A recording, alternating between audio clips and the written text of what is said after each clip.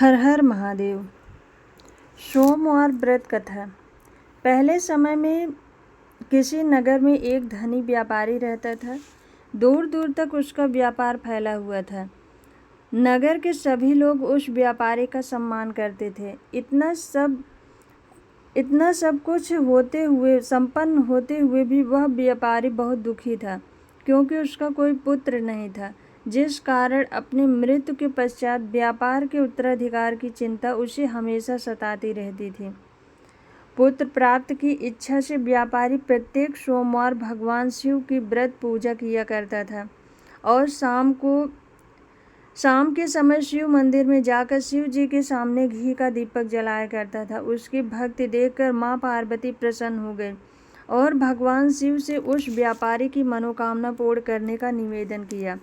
भगवान शिव बोले, इस संसार में सबको अपने कर्म के अनुसार फल की प्राप्ति होती है। जो प्राणी जैसा कर्म करते हैं उन्हें वैसा ही फल प्राप्त होता है। शिव जी द्वारा समझाने के बावजूद भी माँ पार्वती नहीं मानी।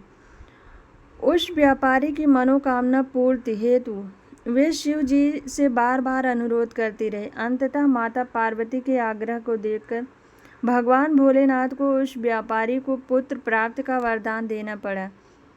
वरदान देने के पश्चात भोलेनाथ माँ पार्वती से बोले, आपके आग्रह पर मैंने पुत्र प्राप्त का वरदान तो दे दिया, परंतु इसका पुत्र मात्र 16 वर्ष से अधिक समय तक जीवित नहीं रहेगा। उसी रात भगवान शिव उस व्यापारी के स्वप्न में आए और उसे पुत्र प्राप्त का वरदान दिया और उसके पुत्र के 16 वर्ष जीवित रहने की बात भी बताई। भगवान के वरदान से व्यापारी को खुशी तो हुई, लेकिन पुत्र की अल्पायु की चिंता ने उस खुशी को नष्ट कर दिया। व्यापारी पहले की तरह सोमवार के दिन भगवान शिव का विधिवत व्रत करता रहा। कुछ महीनों के पश्चात उसके घर अति सुंदर बालक जन्म लिया। घर में खुशियां भर गई, परंतु धूमधाम से पुत्र जन्म का समारोह मनाया गया। परंतु व्यापारी को पुत्र जन्म की अधिक खुशी नहीं हुई, क्योंकि उसे पुत्र के अल्प आयु के रहस्य का पता था। जब पुत्र 12 वर्ष का हुआ तो व्यापारी ने उसके मामा के साथ पढ़ने के लिए उसे वाराणसी भेज दिया। लड़का अपने मामा के साथ शिक्षा प्राप्त हेतु चल दिया। रास्ते में जहाँ भी मामा भांजा विश्राम हेतु रुकते वहीं यज्ञ करते और ब्राह्मणों को भोजन कराते। लंबी यात्रा के बाद मामा और भांजा एक नगर में पहुँचे। उस दिन नगर के राजा की कन्या का विवाह था, जिस कारण पूरे नगर को सजाया गया था। निश्चित समय पर बारात आ गई, लेकिन वर का पिता अपने बेटे के एक आंख से काना होने के कारण बहुत चिंता था। उसे भय था कि इस बात का पता चलने पर कहीं राजा विवाह से इनकार न कर दे, इससे उसकी बदनामी भी होगी। जब वर के पिता ने व्यापारी के पुत्र को देखा तो उसके मस्तिष्क में एक विचार आया। उसने सोचा, क्यों न इस लड़के को दूल्हा बनाकर राजकुमारी से विवाह करा दूं। विवाह के बाद इसको धन देकर विदा कर दूंगा और राजकुमारी को अपने नगर ले जाऊंगा। वर के पिता ने लड़के के मामा से इस संबंध में बात की। मामा ने धन मिलने के लालच में वर के पिता की बात स्वीकार कर ली। लड़के को दूल्हे का वस्त्र पहनाकर राजकुमारी से विवाह कर दिया गया। राजा ने बहुत सारा धन देकर राजकुमारी को विदा किया। शादी के बाद लड़का जब राजकुमारी के साथ लौट रहा था तो वह सच नहीं छिपा सका और उसने राजकुमारी की ओढ़नी पर लिख दिया, राजकुमारी, तुम्हारा विवाह मेरे साथ हुआ है। मैं तो वाराणसी पढ़ने के लिए जा रहा हूँ और अब तुम्हें जिस नवयुवक की पत्नी बनना पड़ेगा वह एक आंख से काना है। जब राजकुमारी ने अपनी ओढ़नी पर लिखा हुआ पढ़ा तो उसने काने लड़के के साथ जाने से इनकार कर दिया। राजा सब बातें जानकर राजकुमारी को महल में रख लिया। उधर लड़का अपने मामा के साथ वाराणसी पहुंच गया और गुरुकुल में पढ़ना शुरू कर दिया। जब उसकी आयु 16 वर्ष की हुई तो उसने यज्ञ किया। यज्ञ के समाप्ति पर ब्राह्मणों को भोजन कराया और खूब अन्न वस्त्र दान दिए। रात को जब वह अपने शयन कक्ष में सो गया, शिव के वरदान के अनुसार शयन अवस्था में ही उसके प्राण पखेरु उड़ गए। सूर्योदय पर मामा मृत भांजे को देखकर रोने पीटने लगा। आसपास के लोग भी एकत्र होकर दुख प्रकट करने लगे।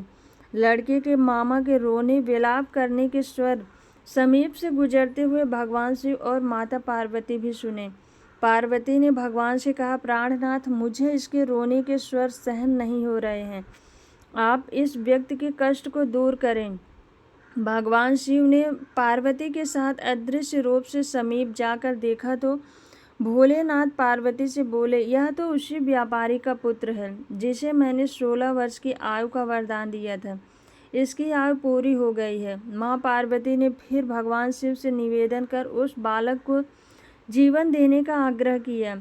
माता पार्वती के आग्रह पर भगवान शिव ने उस लड़की को जीवित होने का वरदान दिया और कुछ ही पल में वह जीवित होकर उठकर बैठ गया। शिक्षा समाप्त करके लड़का मामा के साथ अपने नगर की ओर चल दिया। दोनों चलते हुए उसी नगर में पहुँचे जहाँ उसका विवाह हुआ था। उस नगर में भी यज्ञ का आयोजन किया। समीप से गुजरते हुए नगर के राजा ने यज्ञ का आयोजन देखा और उसने तुरंत ही लड़के और उसके मामा को पहचान लिया। यज्ञ के समाप्त होने पर राजा मामा और लड़के को महल में ले गया और कुछ दिन उन्हें महल में रखकर बहुत सा धन, वस्त्र आदि देकर राजकुमारी के साथ विदा कर दिया। इधर भूखे प्यासे रहकर व्यापारी और उसकी पत्नी बेटे की प्रतीक्षा कर रहे थे। उन्होंने प्रतिज्ञा कर रखी थी कि यदि उन्हें अपने बेटे की मृत्यु का समाचार मिला तो दोनों अपने प्राण त्याग देंगे। परंतु जैसे ही उसने बेटे के जीवित वापस लौटने का समाचार सुना तो वह बहुत प्रसन्न हुआ और अपनी पत्नी और मित्रों के साथ नगर के द्वार पर पहुंचा। अपने बेटे का विवाह का समाचार सुनकर पुत्र वधू राजकुमारी को देखकर उसकी खुशी का ठिकाना न रहा। उसी रात भगवान शिव ने व्यापारी के स्वप्न में आकर कहा, हे श्रेष्ठी, मैंने तेरे सोमवार के व्रत करने और व्रत कथा सुनने से प्रसन्न होकर तेरे पुत्र को लंबी आयु प्रदान की है। पुत्र की लंबी आयु जानकर व्यापारी बहुत प्रसन्न हुआ। सोमवार का व्रत करने से व्यापारी के घर में खुशियां लौट आई। शास्त्रों में लिखा है कि जो स्त्री पुरुष सोमवार को विधिवत व्रत करे और व्रत कथा सुनते हैं, उनकी सभी इच्छाएं भगवान भोलेनाथ पूरी करते हैं।